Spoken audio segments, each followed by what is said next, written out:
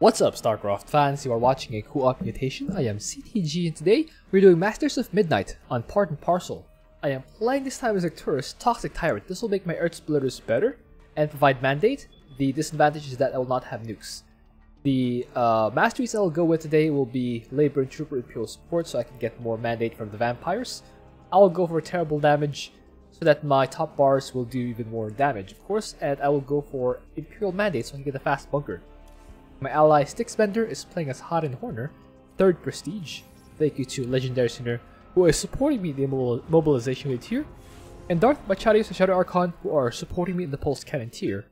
And thank you to all my supporters on Patreon. So, Part and Parcel is the map where we have to break open the boxes, and then collect parts for General Davis to activate the Balius, and then once the Balius is activated, it will break open the hybrid. It'll break open the hybrid's box, and it'll proceed to die. So, Sticksbender is on the call with me today. Sticksbender, what is your favorite color? Red. Red. That's a good answer. Actually, my favorite color is green.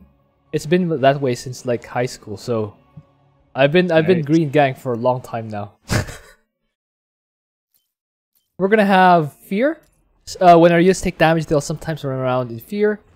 Life Leech. The enemies will have Life Steal. Whenever they hit our stuff, they will regen health for the amount of damage that they dealt. And Shortsighted. Our forces have reduced vision range. So start the game. Good luck, have fun to our ally. Do you use red color when you're playing?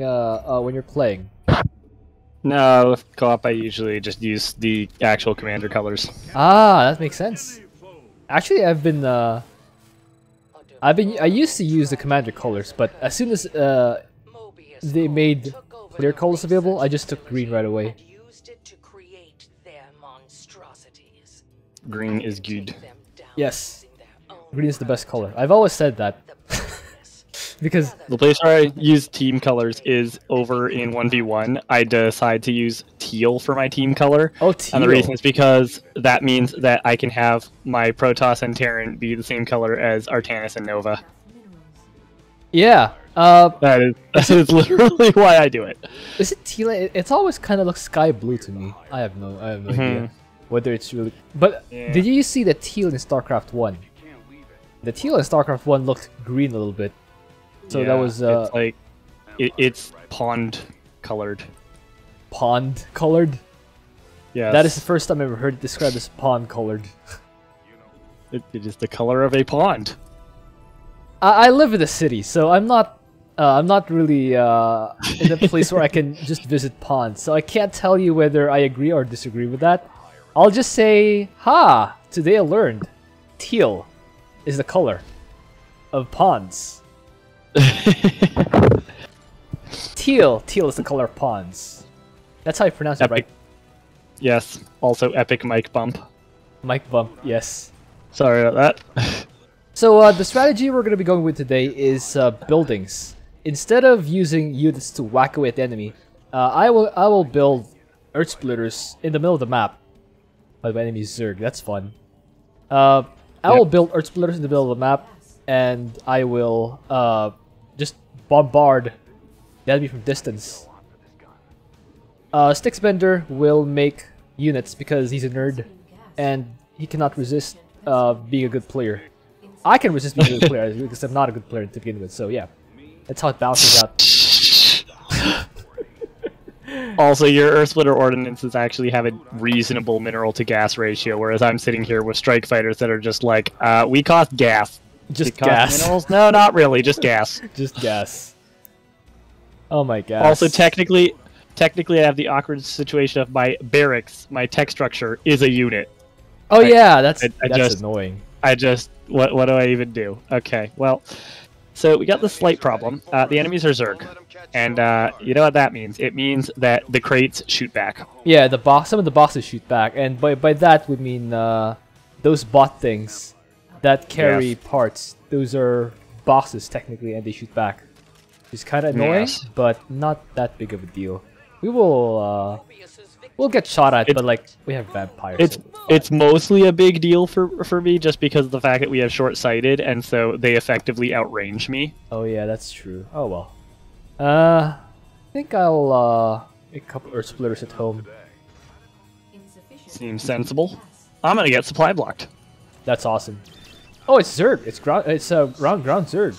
It's roaches! Good news, everyone. That's good. There are no banelings. That's actually good news. Yeah. There are no banelings, everyone. Let us celebrate together. Let's celebrate by destroying. Let us celebrate. Let us celebrate by smashing a space station to this base in particular. Yay! I like smashing. You know. I feel like this was a fitting celebration. Yes, as fitting as the sea. We're gonna. Oh, actually, this Zerg force is doing pretty decently. Huh. Not mad about this this job that we're. What I am mad about is that my Blimpy boys have selection priority. Nice thing that will come in handy later is the fact that both of us are making things that can give vision, because my strike fighters, after landing a payload, will leave scan vision in like the radius of a scan, or I think it's a little less than a scan, but it's like a big area for a few seconds. Yeah. Plus your ESOs give vision where they're firing. Well, so we both have ways to get vision which are unaffected by short-sighted. That's true. Yeah, that's one of the reasons why I chose to go for this this build. The other choice is because you recommended it, so. We're gonna. Brilliant. I usually. I'm gonna hug tight to the Belius so I can use the Belius' vision, because that just seems useful. And my SCVs are going to walk into roaches and get feared. That seems less my favorite. Useful. Okay, I'm gonna. Oh, something's. Yeah, the roaches. Oh, is there still a roach here? I thought I killed it. No, it was chasing. It was on the right side, and it chased my SCVs all the way past the Belius and over to. I'll help whack this area for you. I should probably get into the bunker here just so I can convert these into pixie vampires. Okay. Boop, boop, boop, boop, boop. Okay, my mag mines have murdered the wave. This is good. Hooray! There is a random Zergling here, and it is terrorizing. This single Zergling just was beating 4 troopers because all 4 troopers were busy running in circles because there was a Zergling.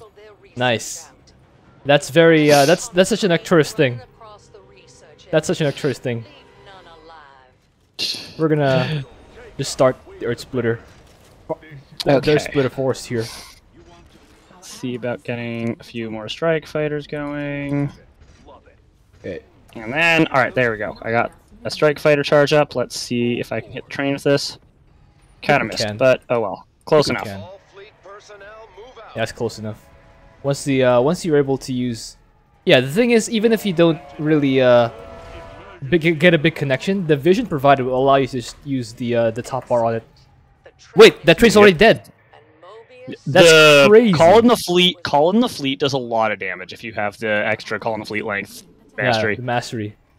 The problem is that it's not actually AoE damage. So interesting thing is that call in the fleet does a fixed amount of single target damage, and it just spreads that damage across all targets in the area. So the fewer targets there are to hit, like say just a single train, the more it will just rip that to shreds. So that's why you can get things like on Scythe of Amon, it barely puts a dent in the defenders around a Void Sliver. However, if you put it on a single Void Thrasher with no defenses around it, it'll just kill the Void Thrasher. So in a strange way, the short side actually helps. The yeah. That's actually fun. Yeah, not as much as We Move Unseen would help though. That's true. Because We Move Unseen is just like I just choose what I want to detect or not detect, and then everything is perfect. Okay, I'll smash this. I can't believe that missed. I can't believe most of that missed. Okay. I forgot to get my Widow Mine upgrade, so my Widow Mines are completely useless. Oof. Well, they still have value of some sort, even if they die. Yeah. But yeah, you need the upgrade. They did wet noodle damage. Wet noodle damage. The best kind of damage. I'll start to whack the other areas, because that sounds like a fun thing to do. Whacking stuff seems fun. Yeah, I'm gonna do a bunch of repair-related activities. Cool. I'll that seems to be clear. I'll start whacking the next area. At least the Zerg. Sounds here. good. So, the Earth Splitter thing is actually pretty micro intensive because you have to like build stuff while targeting stuff, and then put more guys in these buildings, and it's actually it's pretty micro intensive. Yep. You know how the final base just has a random hybrid behemoth in the middle of nowhere with literally nothing even vaguely around it? Yeah. I fired a strike fighter to get vision of the final base, and I hit dead center on the hybrid behemoth. Well, that's a big unit, so it makes sense that you'd hit it. I hit it like dead center. It was just like that guy in particular. I had no idea he was there. I'm not sure how I hit him, but I accidentally hit a bullseye. That's great. I like that. I mean, totally intentional, all skill. Totally. Okay, I'll start getting these boxes. Okay. I should have been the meta back, to be honest, but like, that seems like a lot of effort. Okay, I'll build more of these Earth Splitty boys. That sounds like inconvenience, and as everyone here can tell, we're all about convenience here. Yep.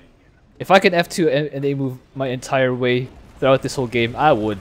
But like, alas, I need actual skills. I had to actually play the game. I have unfortunately lost an assault galleon to fear. Oh, that's annoying. That is annoying. And by Tafir, I mean it just kept running in circles while like a small army of Mutalisks were attacking me. So that was bad for my health. Well, at least it was an army. It died to an army, not literally a single unit. Yeah. I've had fits of getting attacked by a single cyclone that wiped out Alarah's entire army. That still feels bad, man. Yes. Wait, where's that headed? It walked right past your army. I think that's because funny. I managed to hit all the anti-air with strike fighters, so they're like, air units, well, we can't actually shoot up, so bye. Yeah. I like how I just had these Widow Mines sitting next to the hybrid this whole time, and finally Amon just now decided, you know what if I just sent an Overseer over there? Wait, second train's already here? That's funny. Yeah.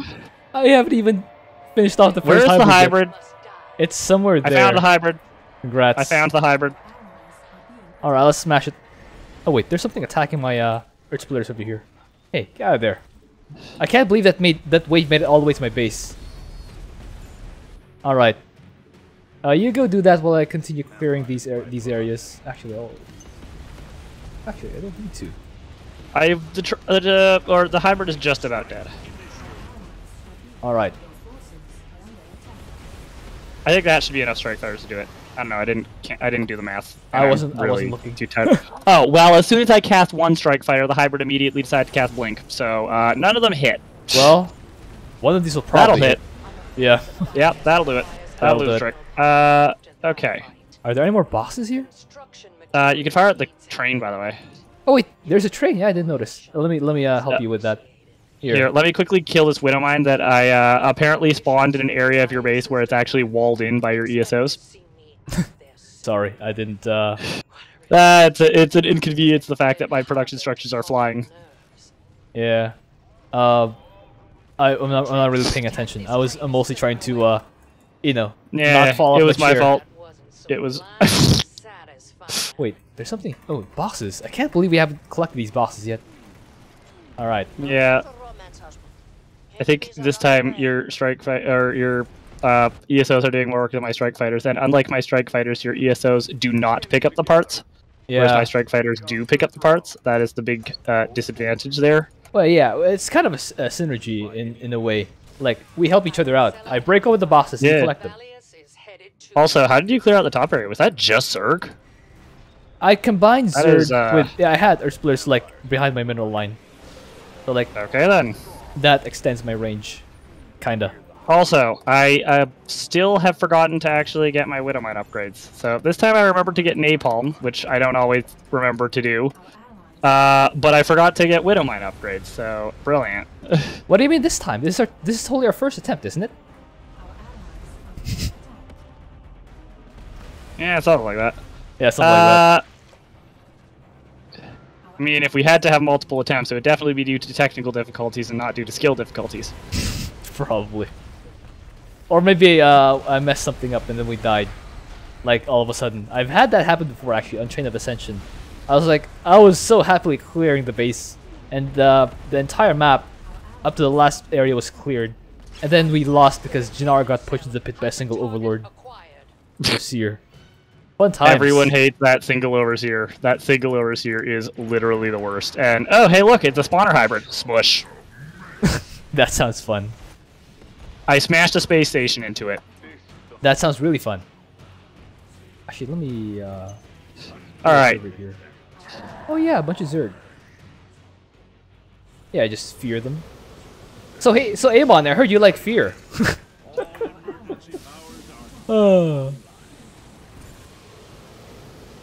Use the Zerg. Oh, everything's feared. Oh, something's arriving. I don't know where. Oh, here, there it is. Okay, I'll smash this. High attack wave. High attack wave. Yes, ground comps versus I love CSOs ground comps. It's a thing. It is a thing. I love it. It's my favorite kind of matchup. Ground forces Yep. versus co-op forces. Co-op forces seem really designed to mostly counter ground, don't they? Except, of course, for Alarak, where, as Blizzard said, Alarak has poor anti-air. That is a defining weakness of Alarak. Even though, as we have mentioned, or I don't know if I've mentioned this to you, but Alarak, like, what units does he have that doesn't shoot up? We have to list probes to inflate the list, to not be basically an empty list. Yeah, his supplicants can't shoot up. Vanguard. And his probes can't shoot up. And his vanguards can't shoot up. Well, technically, so here's the problem. His vanguards are his worst unit, so it doesn't matter. His probes are literally probes, so it doesn't matter. And his supplicants attack by being eaten by Alarak or Ascendants, who all shoot up.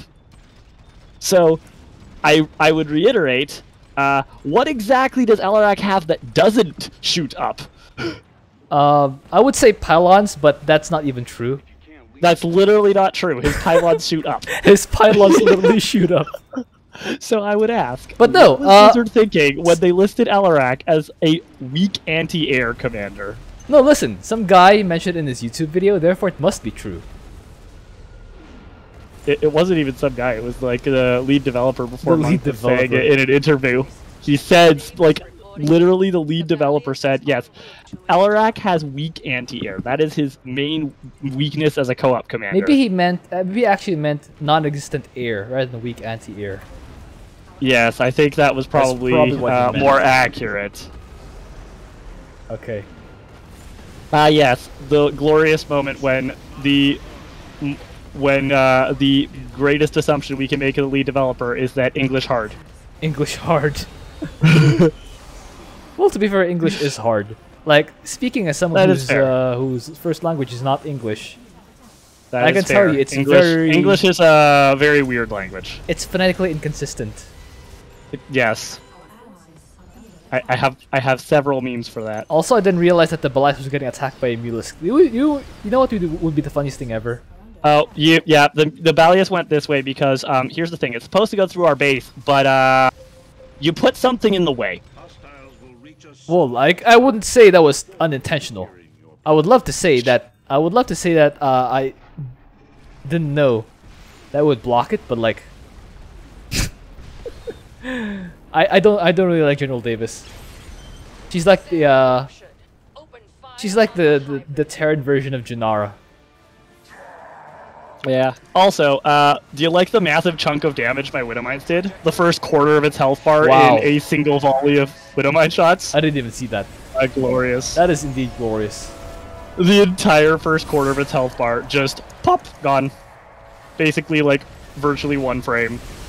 Also, I still have Strike Fighter shots and it's already dead, and I'm just spamming Strike Fighters as fast as I can, and okay, well. I don't even know if my greed stuff hit. The world is on fire. I know. The hybrid died too fast. I had too much. Yeah. You were ready for that glorious, like, green smoke and fire everywhere. Oh, wow. My goodness. We committed murder too fast. You made 38 precision strikes. That's like 76 supply of them. 76 Brilliant. supply. And I was thinking like, what else did you say? I like- to? I like the kill count showing a. This is if anyone was wondering. So how do strike fighters compare to Earth Splitter ordinances? They compare about like that. Yeah. Well, is sometimes Oh, sometimes even Asana and the Horner, I like using the precision strikes. Well, I guess against Arcturus, I like using precision strikes I mean- specifically against stuff like Void Rifts when they spawn at really far edges of the map. Like Yeah. precision strikes are just about the surest ways you have of destroying the Void This Rifts, is true. regardless of where they are. I mean, aside from Yeah. Abathur, of course. Another Yeah. thing I like about precision strikes is they're more accurate. Like on Dead of Night, I'd rather have precision strikes than Earth Splitters. Even though Earth Splitters are better, I'd rather have, you know, the ability to just target something and then guarantee that thing to die, rather than Yeah. target a general direction and then I hope it will die, and I hope I remember to switch the targets, and then just while still macroing. That's yeah. Oh, I lost one Earth Splitter. Which, I mean, to be fair, is why I think I did the majority of the damage dealt to Giant Hybrid, but it doesn't matter in kill count because you just killed the waves while I was just like, well, I guess I could kill some Hybrid. I'm helping! Yay! Wait, where's the space station here? Is it Todd and Horner's top bar? I would imagine so, right? I'm not sure. I'm not sure how it is. Like, Hot and Horner are weird. It's like when you look at like the stat breakdown of what did each bit of damage on Meguro maps, you get like, even if you use just their top bar, you get this pie chart that has like 17 different slices, and it's just like, what the? Yeah, it's weird. Okay. It's like there's the space station, and then there's the space station interceptors, and then there's the hangar drone interceptors, which are different and get a different pie slice on the pie chart, and then there's the nuke from the space station, which is also different damage, and then there's the call in the fleet, which because of the level up thing with level, what level did they get that level 13? Yeah, the fire thing. Level 12. Then Oh. yeah, so call in the fleet counts as two different things, and then strike fighters, and then their napalm counts as a different thing, and then Well, I guess that's what happens when you try to cram two commanders into one. Everything doubles. the first one is Mira Hans, the second one is Matt Horner's. That's probably it. Yes. Yeah, that's probably and it. of course Mira does more damage of everything because Mira is the more useful one here. Yeah, that was the second thing I was about to ask. Like, do you think Wing Commanders is something that you could recommend to most people? Like, someone who's just trying out co-op, who's leveled up all commanders, who doesn't really know the good strats yet. Would you be able to recommend Wing Commanders as opposed to the first one and the third one? The thing with Wing Commanders is you really have to keep on top of macro. Your galleons can't stop making units Stuff. early on. Yeah. They just kind of can't. Or else you're just going to be too thin on forces. Later on, you want your galleons to completely stop making units. Your galleons are just kind of like existing. They're You're just just kinda going to make there. corner units. You just make corner units. And by just make corner units, I mean you either go mass Wraith or you go mass Battlecruiser. And mass Wraith I'd more recommend for people who know where all the detection is. So that would not be a new player. Yeah, that's true. But For a newer player, Chaotic Power Couple seems like probably the best bet because just Yeah. the fact that you have a top bar that is just drop Magmines and they instantly blow up. It's point and click wave deletion, and that is something that is very good. it's pretty satisfying too, especially for new players. Like even the Yes, the space station drop is pretty fun to do. But yes. for masteries, you said you used Airfleet travel distance this game. Why not Magmines? Because I figured that the hard part was not going to be collecting parts, nor murdering waves. Most likely not murdering waves unless we got a really bad comp. The hard part was going to be killing hybrid and trains. So Airfleet travel distance, 60% more travel distance means 60% more damage, and as we've established, the Airfleet is really, really, really good at killing single targets because it does a fixed that's amount right. of damage that is not AoE. And so, yeah, like the fleet does like with the 60% increased distance. I don't know what it is, but it's like I'm pretty sure it's well into 5 digits amount of damage to a single target. That's pretty good. So, yeah, that's a lot of damage to the hybrid. There is the problem, of course, of it gets significantly less than that damage in practice against a hybrid because there's a lot of playing the "so where did the hybrid go" game. That's annoying, isn't it? By the way, it doesn't only shoot areas that has vision. If you catch Yeah, it it on needs to have vision. Oh, that's... So it gives its own tiny little vision pocket, but the vision pocket is not as big as the firing area. So you want to use strike fighters to get more vision if you have short-sighted. I think that the vision pocket. I think the vision pocket has more vision radius without short-sighted. I think it's mostly short-sighted's fault. I think it has vision of almost the whole firing area. There's like a tiny little a little tiny rim around the area where it can see, where it could also technically be firing if it had vision normally, and then with short-sighted it's a much bigger rim. So it's not a bug. It's actually just the mutator itself. Mm-hmm. So you just have to maintain vision of whatever you want to be shooting at. Although I guess again, with if you just want the air fleet to target a single unit, then short-sighted technically buffs that because it's gonna focus more on like the single thing that has vision of. Exactly. You just have to keep vision on that thing. That's smart. You know, it's gonna the vision circle is gonna fly past the target, but it could still hit the target. Yeah. You just need to keep vision of that target. So just keep, strike fightering it. Just like strike fighter, count to 3. Strike fighter, count to 3, and you'll just keep vision that way. You count to 3? I thought I count to 10 usually, because like the fire damage. Remember the fire. The reason I was thinking count to 3 is because I'm thinking count to 3 because I'm mostly thinking along the lines of I guess it would be a little different if you only have 10 strike fighters, but I had 20 strike fighters. If I count to 3 and then fire again, then I can keep doing that indefinitely because I could do a strike fighter every 3 seconds. That's 20 strike fighters because 60-second cooldown divided by 20 strike fighters, you could strike fighter every 3 seconds. So yeah. One more question. They snowball pretty hard if you get a critical mass of them. One more question regarding strike fighters and void drifts.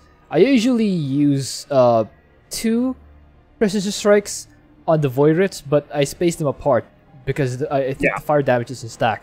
So, but I've seen Hearthstone just shoot 2 airstrikes at the void drifts without spacing them apart. I'm not sure.